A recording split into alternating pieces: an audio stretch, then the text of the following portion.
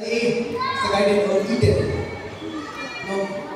To work and to take good care.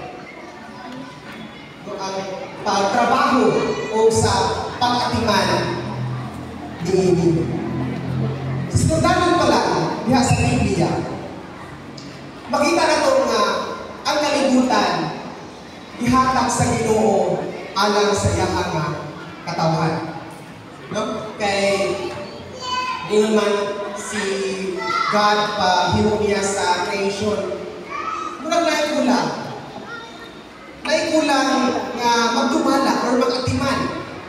Meaning, ako mga gibuhat nga nindot nga kalupiran, nindot nga dagat, nindot nga mga kakawyan, daghang mga hayo. Kulang ang ako ang himo. Naghimo siya o tao aron sa pag-atiman ni ining tanan. So kita mga tao, dako o katuyuan ini ang kalibutan to take good care sa creation nga himo sa Ginoo dili sa kalibutan. Dili sa pagkuba, dili sa pag-abuse, dili sa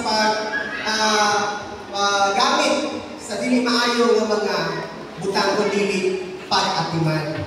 And I believe na hindi responsibility is not a hindrance or a burden kanato nga mga tao, but a sacred duty because it's a partnership with God. Partner lang sa Ginoo sa pag-atiman sa iyang creation diri sa kalibutan.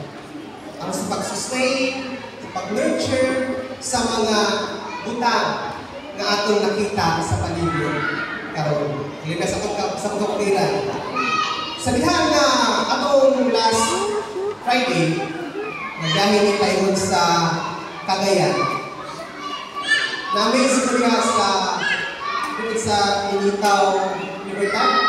Kasi naging nasang adventure na niya, street adventure.